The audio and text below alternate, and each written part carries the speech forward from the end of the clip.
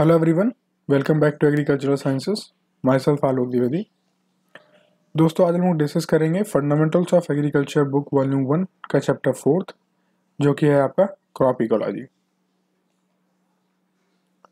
इसमें सबसे पहले हम लोग समझेंगे इकोलॉजी क्या है। देखिए दोस्तों, इकोलॉजी को डिफाइन करने का सबसे अच्छा तरीका ये है कि इसको आप समझिए होम। इकोलॉजी को आप कहते हैं घर। यही इसका मतलब भी है, वास्तविक रूप में भी मतलब यही है। देखिए, ग्रीक वर्ड से डिराइव हुआ है ओइकोस, इकोलॉजी वर्ड, और इसका मतलब होता है होम, रेसिडेंस। यदि मैं आपसे कहूं कि आपको घर की जरूरत क्यों पड़ती है, आप घर क्यों बनाते हैं, तो इसके आप रीजन मुझे कई सारे दे सकते हैं। बट मैं आपसे कहूं वास्तविक मतलब क्या है इस वर्ड से, होम से आपका वास्तविक मतलब क्या है, आपको घर को वास्तविक में जरूरत क्यों पड़ती है, वास्तविक जरूरत क्या है। तो ये है दोस्तों कि आप अपने आप को सराउंडिंग एनवायरनमेंट से बचाने के लिए घर का निर्माण करते हैं। मतलब यदि विंटर सीजन चल रहा है तो आप सर्दियों से बचाते हैं अपने आप को घर में रहकर, बरसात से बचने के लिए, और गर्मी में पंखा कूलर लगा के आपने घर के अंदर टेम्परेचर मॉडिफाई कर लिया और फिर वहां पर रहते हैं। तो एक तरीके से तो यही हुआ कि जो सराउंडिंग एनवायरनमेंट है उससे आपने बचने के लिए घर का निर्माण किया, और घर में आपने एक लोकल क्लाइमेटिक कंडीशन जनरेट कर ली। तो मूल जो कारण हुआ घर बनाने का वो ये हुआ कि सराउंडिंग एनवायरनमेंट से बचने के लिए आपने घर का निर्माण किया। तो बस इसी आइडिया को आप अपने दिमाग में बसाए चलिएगा और ये चैप्टर आपको पूरा समझ में आ जाएगा। खासकर जो आज हम डिस्कस करने वाले हैं, ये तो पूरा लेक्चर समझ में आ जाएगा आपको, यदि ये आइडिया आपके दिमाग में बैठ गया तो। अब इसी आइडिया के साथ हम लोग समझेंगे क्रॉप इकोलॉजी को। देखिए, इकोलॉजी का मतलब तो होम है, अब आगे क्रॉप लग गया तो मतलब क्रॉप का होम क्या है, इसका मतलब बाय डेफिनेशन समझते हैं। कह रहा है कि crop ecology is the means the relationship of crop और the crop communities with its surrounding से एनवायरनमेंट। कह रहा है जो रिलेशनशिप है क्रॉप का और उसकी सराउंडिंग से, उसी को हम लोग बोलते हैं क्रॉप इकोलॉजी। सही बात है। जो हमारा और हमारे घर से जो रिलेशनशिप है उसे हम लोग बोलते हैं शेल्टर। बोलते हैं नहीं बोलते हैं। जो ह्यूमन और एनिमल्स का जो निवास स्थान होता है उसे हम लोग शेल्टर बोल देते हैं साइंस के टर्म में। इसी तरीके से क्रॉप का जो होम होगा उसे हम लोग क्रॉप इकोलॉजी बोलेंगे। रिलेशनशिप भी तो मेंटेन हुआ, होम के बीच में, होम और आपके बीच में एक रिलेशनशिप मेंटेन हुआ, उसे आप शेल्टर बोल रहे हैं। उसी तरीके से क्रॉप इकोलॉजी मतलब क्रॉप और होम के बीच में जो रिलेशनशिप मेंटेन हुआ उसे आप क्रॉप इकोलॉजी बोल रहे हैं। सिंपल है काफी। अब डिस्कस करते हैं माइक्रो क्लाइमेट के बारे में। देखिए, ये भी काफी सिंपल है। इसके टर्म्स को आप समझिए तो आपके इसको डिफाइन करने में बहुत तकलीफ नहीं होगी आपको। देखिए, माइक्रो क्लाइमेट का सिंपल मतलब ये है कि माइक्रो का मतलब समझिए क्या, लोकल। माइक्रो मतलब समझिए क्या, लोकल। मतलब जो लोकल क्लाइमेटिक कंडीशन है उससे आप लोग बोल रहे हैं माइक्रो क्लाइमेट। मतलब एक पर्टिकुलर जगह पर कैसा क्लाइमेट है उसी को आप लोग बोल रहे हैं माइक्रो क्लाइमेट। बाय डेफिनेशन समझाता हूँ मैं आपको क्या कहेंगे आप इसे। तो बाय डेफिनेशन ये है कि a local climatic condition that differs from the surrounding areas because of the differences in the life in the relief exposure और cover is called microclimate। मतलब एक लोकल क्लाइमेटिक कंडीशन जो कि डिफर कर रही है अपने सराउंडिंग से, उसे आप बोलेंगे माइक्रो क्लाइमेट। और वो माइक्रो क्लाइमेट डिफर कर रहा है कुछ कारणों से अपने सराउंडिंग क्लाइमेट से। और वो कारण क्या है, वहाँ का रिलीफ हो सकता है, वहाँ का एक्सपोजर हो सकता है, वहाँ का कवर हो सकता है। तो इन कारणों से एक लोकल क्लाइमेटिक कंडीशन बन रही है जो कि बिल्कुल ही अलग है अपने सराउंडिंग एनवायरनमेंट से। उसी को आप लोग क्या बोल रहे हैं, माइक्रो क्लाइमेट बोल रहे हैं। तो आई होप आप समझ गए माइक्रो क्लाइमेट क्या है। अब माइक्रो क्लाइमेट को दो पार्ट में डिवाइड किया गया है, एक micro climate at plant level और एक है micro climate at soil level. तो सबसे पहले हम लोग समझेंगे micro climate at plant level. तो जो micro climate at plant level है, इसमें आपको इतना समझना है कि जो लोकल क्लाइमेटिक कंडीशन जो जनरेट हो रही है वो एट प्लांट लेवल पर जनरेट हो रही है। और वो उस प्लांट लेवल पर जो लोकल क्लाइमेटिक कंडीशन जनरेट हो रही है वो किस वजह से हो रही है ये आपने समझ लिया तो आप समझ गए कि micro climate at plant level में क्या डिस्कशन हुआ है। चलिए समझते हैं। देखिए, जो क्लाइमेटिक कंडीशन आपकी प्लांट के जस्ट अबव और बीनीथ द प्लांट्स कैनोपी होगी उसे आप लोग बोलेंगे micro climate at plant level, जो कि बिल्कुल डिफरेंट होगा अपने सराउंडिंग एनवायरनमेंट से। यही तो माइक्रो क्लाइमेट कहता है, यही इसकी डेफिनेशन है जो हमने पीछे समझी। ये क्या होगा, ये देखिए पीछे चलते हैं। कह रहा है कि local climatic condition that differs from the surrounding areas, जो कि डिफर करेगा अपने सराउंडिंग एरिया से। तो जाहिर सी बात है माइक्रो क्लाइमेट जब लगा है एट प्लांट लेवल, मतलब क्लाइमेटिक कंडीशन डिफरेंट होगी अपने सराउंडिंग से, बट एट प्लांट लेवल बात कर रहे थे, मतलब just above and beneath the plants canopy climatic condition कैसी होगी, डिफर करेगी। और ऐसा क्यों होगा ये भी समझिए। ये ऐसा होगा क्योंकि मॉर्फोलॉजिकल फीचर्स हैं प्लांट के पास। मॉर्फोलॉजिकल फीचर्स में क्या क्या फीचर्स हैं, जैसे कि हाइट होगी उसकी, कंडेंस्ड कैनोपी हो गई, कैनोपी की डेंसिटी क्या है, shape and size of leaf हो गया, लीफ कितनी चौड़ी है कितनी पतली है, ठीक है, स्टेम हो गई, सॉइल का कलर हो गया। तो ये सारी चीज़ें क्या है, मॉर्फोलॉजिकल कैरेक्टर्स हैं और इसी पर डिपेंड करेगा वहाँ का माइक्रो क्लाइमेट। तो एक और रीज़न है जो कि आपके micro climate at plant level पर काफ़ी एक मेजर रोल प्ले करता है, वो है सॉइल कलर। क्या है, सॉइल कलर। तो आपसे पूछा सकता है कि प्लांट लेवल पर सॉइल कलर क्या रोल प्ले करता है। देखिए दोस्तों, सॉइल का एक बहुत बेहतरीन रोल होता है क्लाइमेटिक कंडीशंस को मॉडिफाई करने का। जैसे कि सनलाइट वहाँ पर कैसी पड़ेगी, वहाँ का टेम्परेचर कैसा होगा, ह्यूमिडिटी कैसा होगा, कार्बन डाइऑक्साइड लेवल कैसा होगा, ऑक्सीजन लेवल कैसा होगा, एयर वेलोसिटी कैसी होगी, वहाँ की जो ऑर्गेनिजम्स उस सॉइल पर रिसाइड करेंगे वो कैसे होंगे। तो ये सारी चीज़ डिपेंड करती हैं किस पे, सॉइल कलर पे। सॉइल कलर पे, सॉइल टेक्सचर पे, सॉइल स्ट्रक्चर पे, इन सब चीज़ों पर डिपेंड करता है कि वहाँ पर ये सारी चीज़ें कैसी होंगी, कैसा इनका नेचर होगा। तो आप समझ गए हैं कि micro climate at plant level क्या है, किन फैक्टर्स पर डिपेंड करता है और इन फैक्टर्स की वजह से क्या क्या मॉडिफिकेशन आएगा, ये भी अब आप समझ गए हैं। अब बात करें तो थोड़ा एक उदाहरण ले लेते हैं, एक एग्जांपल ले लेते हैं, जिससे कि थ्योरी ज़्यादा अच्छे से आपको समझ में आ जाए कि ये micro climate at plant level आखिर में बात क्या कर रहा है। चलिए समझते हैं।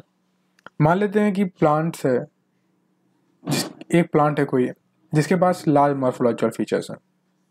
देखिए मान लीजिए एक पेड़ है जिसके पास काफ़ी बहुत चौड़े चौड़े और लंबे पत्ते हैं। तो यदि चौड़े और ब्रॉड लीव्स हैं, यदि ब्रॉड लीव्स है उसके पास,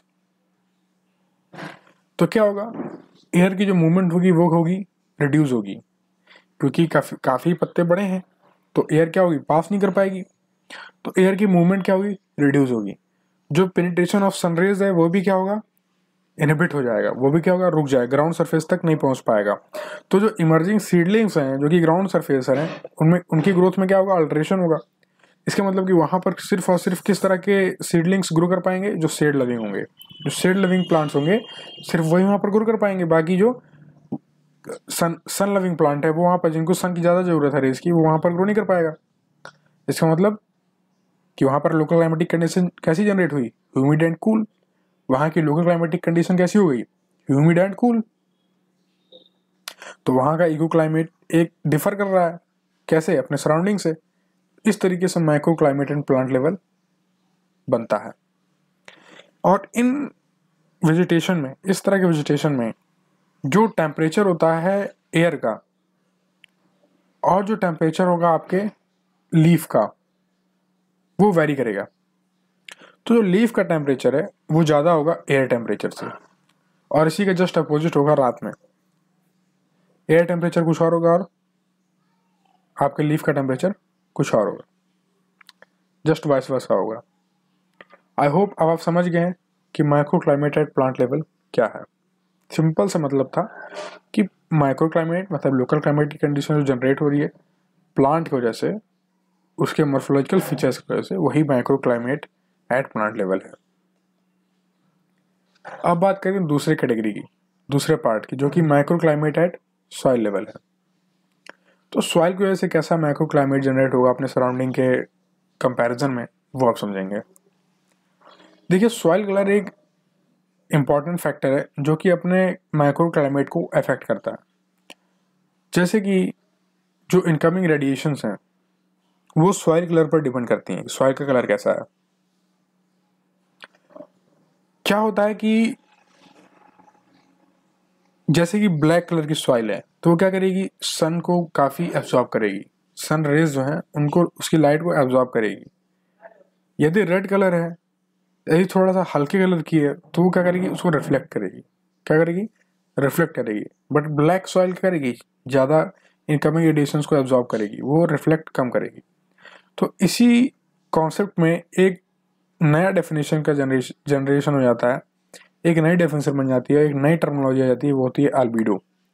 अल्बिडो ये ज़्यादातर पूछ लिया जाता है आपसे वाइवा में, आपके इंटरव्यू वगैरह में, या जो आपका वाइवा होता है तो वहाँ पूछ लेते हैं कि अल्बिडो है क्या। तो अल्बिडो सिंपल है कि जितने भी इनकमिंग रेडिएशंस हैं उनमें से जितनी रेडिएशंस रिफ्लेक्ट कर गई उसी परसेंटेज को आप लोग बोल देते हैं अल्बिडो। मतलब incoming radiation upon reflected radiation into 100, यही आपका अल्बिडो है। सिंपल सा, ज़्यादा इसमें दिमाग लगाने की जरूरत नहीं है।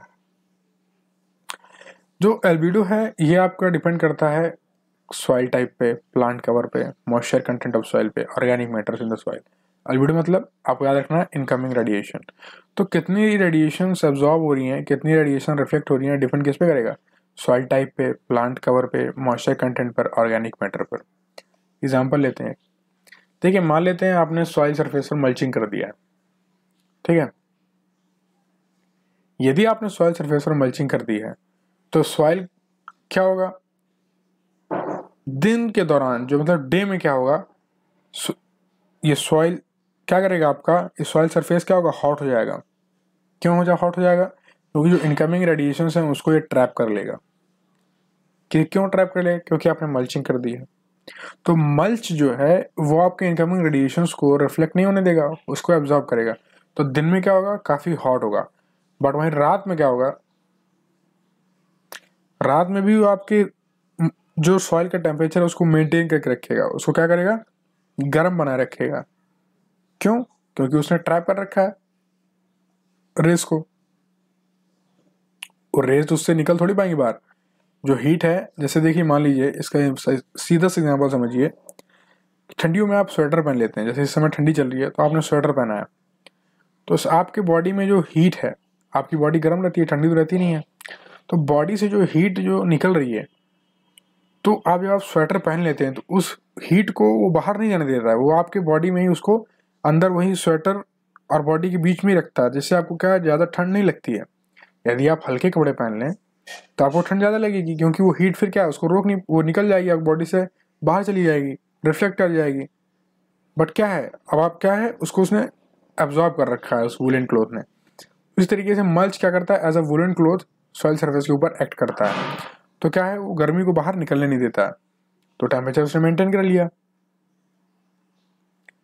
इसी तरीके से जो मॉइस्ट सॉइल है वो क्या करती है, moist soil takes longer time to heat up. जो मॉइस्ट सॉइल होती है इनको ज़्यादा समय लगता है हीट अप होने में और कूल डाउन होने में। क्यों, इसका भी रीज़न समझते हैं। तो जो हीट गेन और जो हीट लॉस है सॉइल का, ये 5 टाइम्स क्विकर होता है वाटर से। क्यों होता है, बहुत सिंपल सा इसका रीज़न है। इसका सिंपल सा रीज़न ये है कि जो स्पेसिफिक ग्रेविटी होती है सॉइल की, वो 5 टाइम्स ज़्यादा, 5 टाइम्स क्या होती है, कम होती है वाटर से। वाटर की जो स्पेसिफिक ग्रेविटी होती है 1 होती है, और जो सॉइल की होती है वो 0.2 होती है। तो इससे 5 टाइम्स कम है, वाटर 5 टाइम्स ज़्यादा है सॉइल से, इसलिए कूल भी इतनी तेज़ी से होगा और कूल डाउन भी इतनी तेज़ी से होगा। तो जो सॉइल है वो हीटअप बहुत तेज़ी होता है पानी के मुकाबले, और ठंडा भी उतनी तेज़ी से होता है। पानी देर में गर्म होता है, ठंडा भी बहुत देर में होता है। इसलिए स्पेसिफिक ग्रेविटी पर डिपेंड करता है कि कौन सी चीज़ कितने जल्दी हीटअप होगी और कूल होगी। जो हाई सॉइल टेम्परेचर है वो रिस्ट्रिक्ट करता है रूट ग्रोथ को। यदि सॉइल टेम्परेचर ज़्यादा है तो रूट की ग्रोथ नहीं होगी, वो इनहिबिट हो जाएगी। तो इन द एरिड रीजन क्या होता है, 20 से 30 degree Celsius moist soil favourable होती है।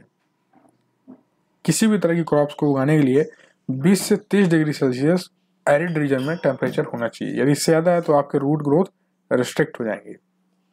तो आई होप दोस्तों आप समझ गए हैं कि micro climate at soil level क्या है, micro climate at plant level क्या है, दो कैटेगराइजेशन किन दो कैटेगरी में डिवाइड किया गया है माइक्रो क्लाइमेट को, माइक्रो क्लाइमेट क्या है, टर्म इकोलॉजी क्या है। यदि कोई डाउट रह जाता है तो आप कमेंट सेक्शन में बता सकते हैं। और जो नेक्स्ट वीडियो होगा हमारा वो इन टॉपिक पर होगा, harvest index and sink source ratio. तो इस पर ये हमारा नेक्स्ट टॉपिक होगा। आप मुझसे सोशल मीडिया पर कनेक्ट रह सकते हैं। ये मेरा फेसबुक पेज प्रोफाइल, ये है इंस्टाग्राम यूज़र नेम, ये टेलीग्राम चैनल है। यहाँ पर आप ज्वाइन कर लेंगे तो आपको लिंक यहाँ पर मिलती रहेगी, जो भी वीडियोज़ अपलोड होंगी तो यहाँ पर आपको नोटिफिकेशन उसका मिलता रहेगा। So thank you guys for watching.